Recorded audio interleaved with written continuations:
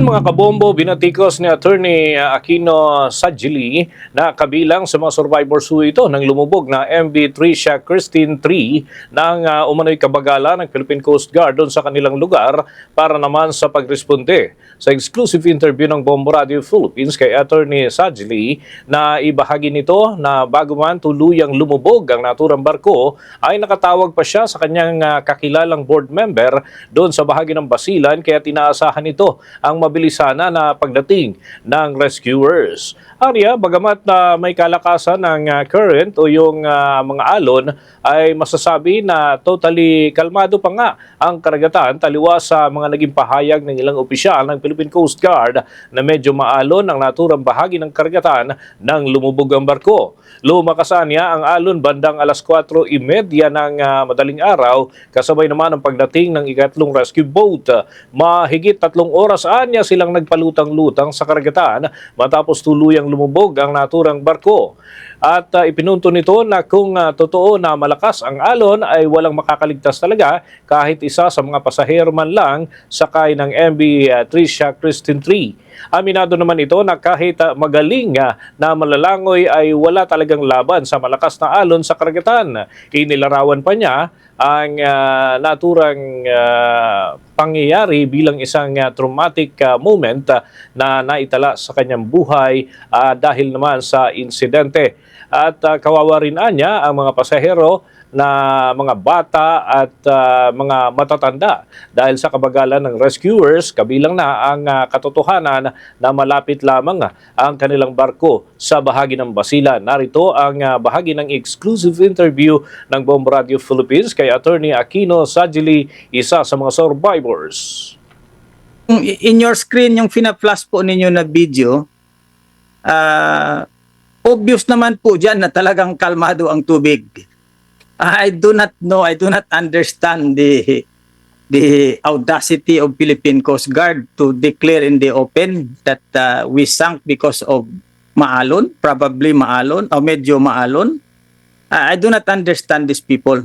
Why are they so quick to declare na natural calamity, malakas ang alon, samantalang ang bagal-bagal ng kanilang response? Para sa akin po, yung 3 hours na response time, considering that we were so close to Basilan, for me, that is totally unacceptable. Hindi po. Several lives could have been saved kung dumating po ng maaga ang Philippine Coast Guard. Pagi yan ng mga pahayag na Attorney Aquino Sajili, isa sa mga survivors exclusive interview ng Bombo Radio Philippines.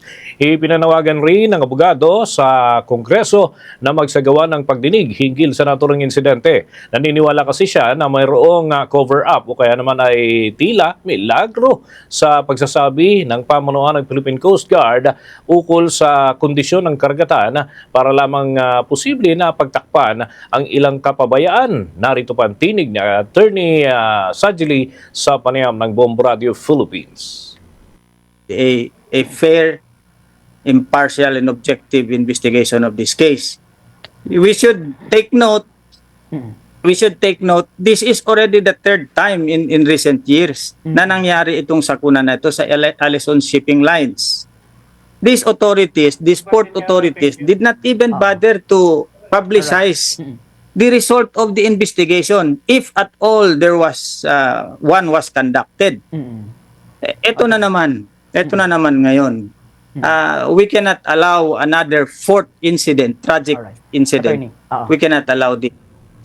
Bahagi pa yan mga pahayag na Attorney Aquino Sajili, isa sa mga survivors ng naturang lumubog na sasakyang pandagat sa bahagi po ng Basilan. Kami sa Bombo Radio Philippines ay taos puso ko nagpapaabot ng pagkikirami sa pamilya ng mga binawian ng buhay na lulan ng MV Tricia Christine 3 at mga kabombo. Bukas naman ang Bombo Radio Philippines sa mga paliwanag ng mga opisyal ng Philippine Coast Guard hinggil sa naturang mga aligasyon laban sa kanilang panig. For the most trusted source of news and information, visit our website at www.bomboradio.com. Follow us on Bombo Radio mobile app, Facebook, YouTube, TikTok, and X, formerly Twitter. Like, share, and stay connected. anytime, anywhere.